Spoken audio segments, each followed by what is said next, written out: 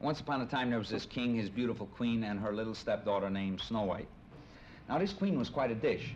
In fact, you could get odds she was the best looking doll in those parts. But this was no accident. In fact, it was an out-and-out fix.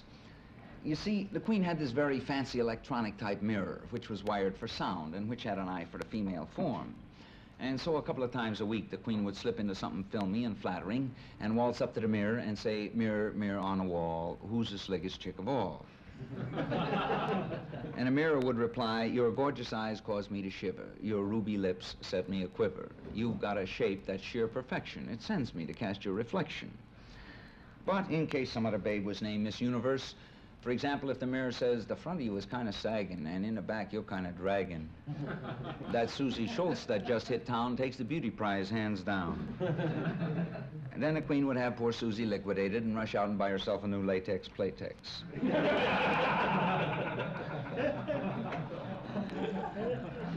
Well, things went on like this for quite a while, and finally Snow-White grew up, but good. And so one day when the queen consulted her mirror in the closet, "Who's the babe that really has it?" the mirror replied, "Queenie, you are really stacked. So round, so firm, so fully packed. But I ain't had a thrill in a month of Sundays like when I seen Snow-White in her undies."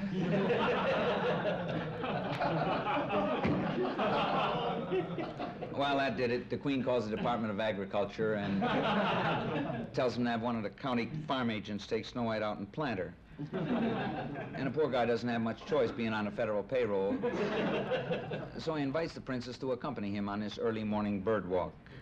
But Snow-White isn't fooled any, and so after a little bit she says, "Excuse me a minute," and ducks behind some bushes and gives him the slip and hides out in this shack in the woods with a bunch of miniature miners who have struck a payload out back of Fort Knox.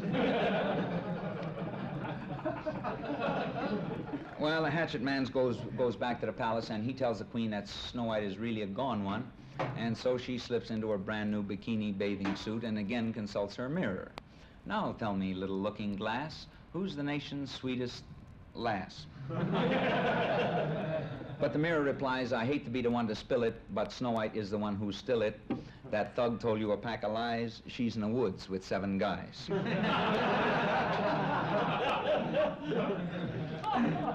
Well, when the queen hears this, she really blows her stack. She says she knows if she's going to get this job done right, she can't leave it in no government bureau. She's going to have to rub this doll out herself. And so she disguises herself as an old witch and goes out into the woods and doesn't have any trouble finding a place, because when a doll like Snow-White sets up housekeeping in a men's dorm, the word really gets around. The queen gets into the shack in the woods by claiming she's from the local draft board, and she's checking on a rumor that these miners aren't really midgets, that they cut off their legs to dodge the draft. Well, Snow-White assures her they're really midgets. She says she don't like to seem inhospitable, but she's getting this screaming hangover. Well, the queen gives her that bit about the hair off a dog that bit you, and pulls out a flask and gives Snow-White a slug with a teacup full of knockout drops for a wash. And then she beats it back to the palace. But when the king sees her coming, disguised as an old witch, he mistakes her for his mother-in-law and decides to play a practical joke on her. So he orders the palace guard to open the drawbridge just as she steps out onto it and dump the old lady in the moat. Now, in the meantime, a man from the REA has come around to the shack in the woods to read the meter.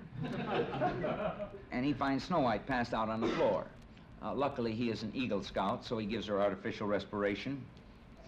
This is the beginning of a beautiful friendship. Snow-White tells them miners that she couldn't love them if they had Adler elevator shoes, and so she runs off with this subsidized version of Ready Kilowatt.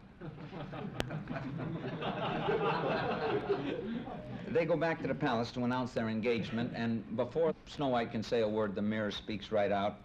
"Princess, you're a classy lassie, and how I love that sassy chassis. But I can't bear to see them charms cuddling in someone else's arms. I want you near me every day. I won't let you take him away." Well, sure enough, it turns out that this kilowatt counter takes his socialism pretty seriously. And when he finds out that the princess is a member of the royal family, he takes back his fraternity pin.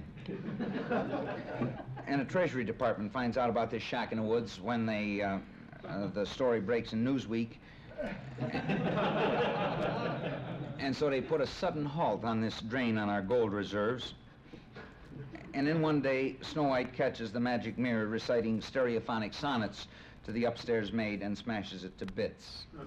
And the last I heard, she was working as a bunny in a Playboy club in St. Petersburg.